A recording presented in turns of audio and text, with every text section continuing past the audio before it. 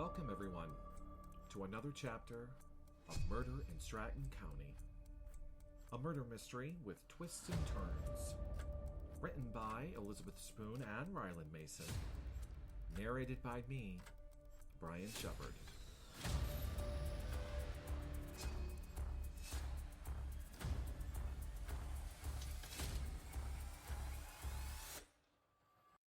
Episode 3. Read all about it.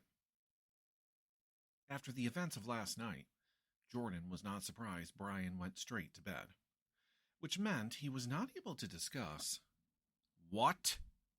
Brian roared from the living room. Alice had called him and asked about the ball. Hearing Brian from the kitchen, Jordan knew right away what was going to happen. Oh, really? Well, this is definitely news to me. I will indeed. All right, I will see you later then. Okay, bye, Alice. As Brian hung up the phone, Jordan was preparing to argue his case. Nervously. He would have to think fast as he knew Brian would be coming around the corner. Are you insane? Brian asked as he rounded the corner and stood in front of Jordan. Will you let me explain? Oh, absolutely, because I would love very much to hear this, as it seems everyone else already has. I was supposed to tell you last night. With what happened, I didn't want to bring it up. I feel as if though you should have the ball. Yes, we have things going on, yet I believe you're allowing it to consume you. We need to show that we're not afraid. The town is not afraid. For at least one night, we can be happy and have fun. I know you mean well, yet I just can't get over the fact of everyone dying. And now he's leaving me gifts, which, thank God, my seats are leather, as it would have left a nasty stain. Fine. On one condition. Name it, he said as he scooped Brian up into his arms. The sheriff needs to be on board with this. I don't need anything happening at the ball. We could talk more about this later. Ready to go? He asked as he let go of Jordan and returned the cordless to its base. I will talk with Dugan later. I'm sure I can get him on board. I'm ready if you're ready, Jordan answered as he gave Brian a peck on the lips. Time to get moving, as Jordan had appointments this morning now that his practice was fully operating. Brian, on the other hand, had a meeting of his own with two of the town council members, and he was focusing on his re-election. Shouldn't be that hard now that he's the only one running. Officer Darby was standing outside Town Hall when Jordan pulled up to drop Brian off. Have a good day, all right? I'll see your beautiful face at lunch. Brian smiled, as they had talked about meeting for lunch to see Alice. Ducking in and giving a kiss goodbye, Brian then shut the door and walked up the stairs into Town Hall, into the elevator, through the waiting room, and after 10 or so good mornings back to staff, he finally made it to his office. Good morning, sir, Debbie said as soon as he walked through. She was laying out his calendar for the day, along with today's paper. He noticed that on his desk was pretty much everything he needed for a while, even donuts and coffee. She's up to something, he thought. Good morning, Debbie. What time are those two fools supposed to arrive? He asked, figuring it would keep her in the room, as he noticed she was slowly making her way towards the door. Looking at her watch, oh, you know them. Always late. They were supposed to be here 10 minutes ago. I'll go wait for them, pointing to the door as she began to start walking towards. She didn't get very far, as Brian finally figured it out. Get that little weasel on the phone now, Brian demanded, as he looked down and read the front headline of the paper. Walker to enter mayor race. Yes, sir, she replied, running this time. That's when his two least favorite council members walked through the door. Is this a bad time? Councilman Tilbury asked, while giving a worried look to Councilman Bosby. Two of the oldest farts in town, Brian swore that they had been on the council since they founded the town. One could hardly see, and the other, well, did you say someone died? Bosby asked. You guessed it. The other is deaf. He will tell you something differently, though. Bad time, I said. Oh, never mind, Tilbury snapped back. This is what Brian deals with every time he has to meet with them. They can never figure it out what they wanted to meet about.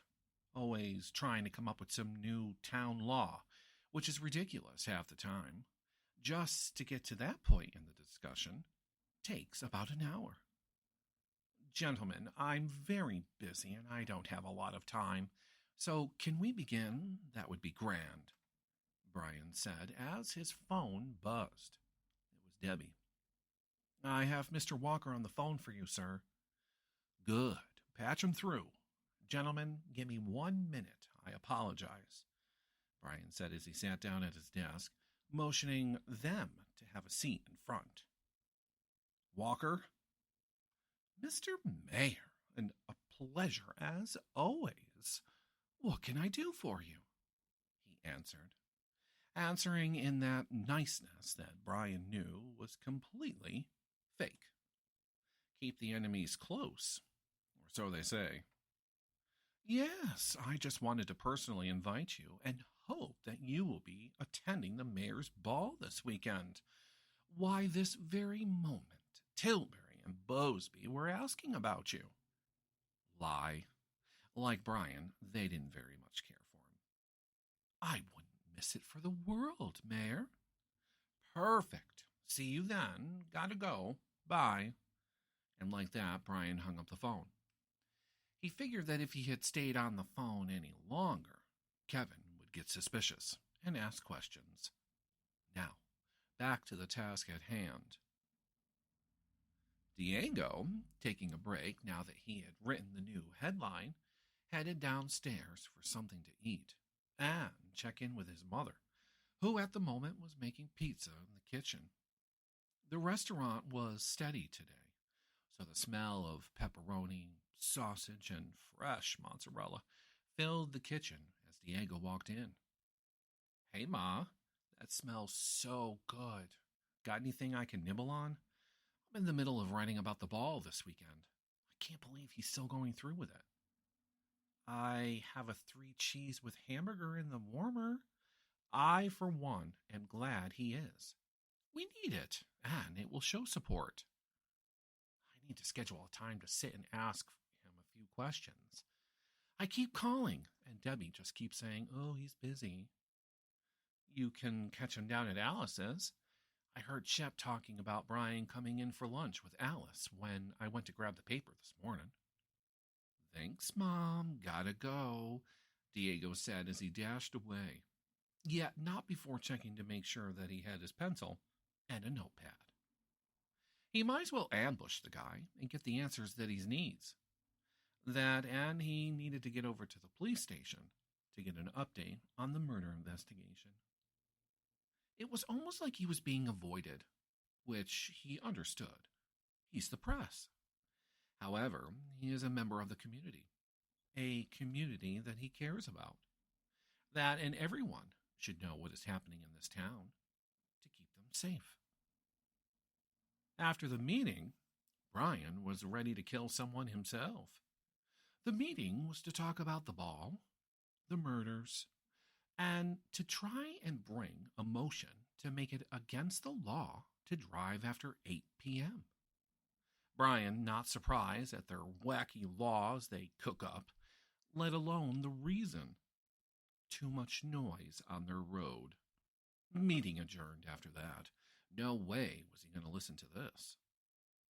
Officer Darby then escorted Brian over to have lunch with Jordan and visit with Alice.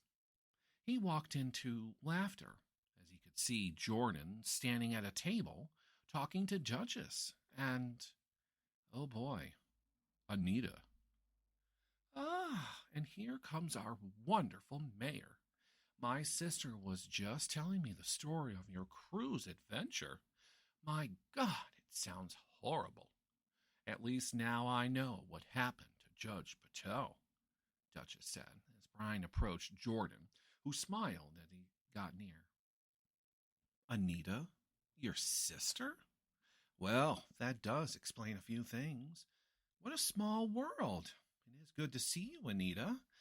Oh, that means you can come to the mayor's spring ball. Of course. I was just telling Jordan I wouldn't miss it. I haven't seen the inside of Beecham House in a very long time, she beamed. Yes, well, I sadly have to steal him away as I'm on lunch. You ladies enjoy, and we'll talk soon, Brian said as he grabbed Jordan's hand and headed for the back table.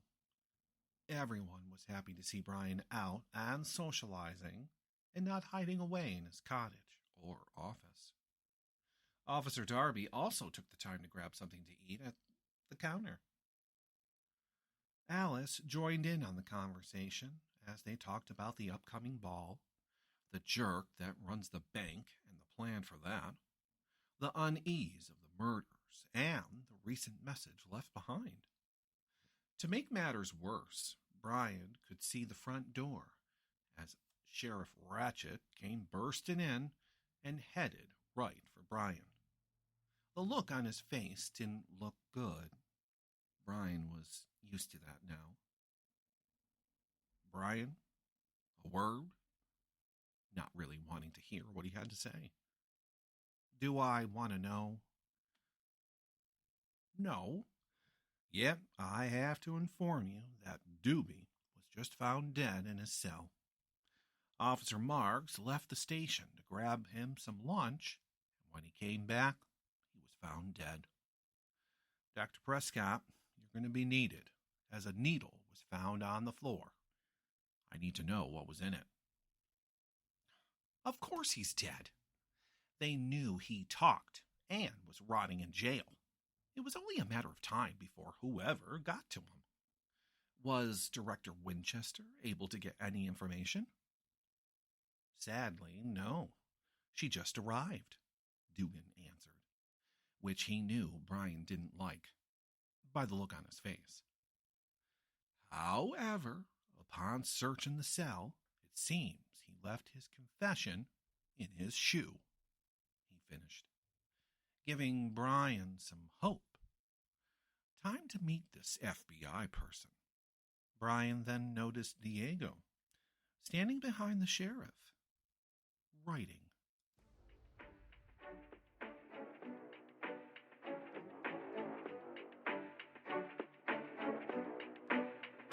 Hey everyone, Rylan here. Just a quick reminder that you can find more information about me and the stories I write by going to my Facebook at facebook.com/author.r.mason. From there, you can find updates, follow me on Instagram, talk to me, and more. Thank you for taking the time to listen and for the support. An R. Mason Media Production. Copyright 2022.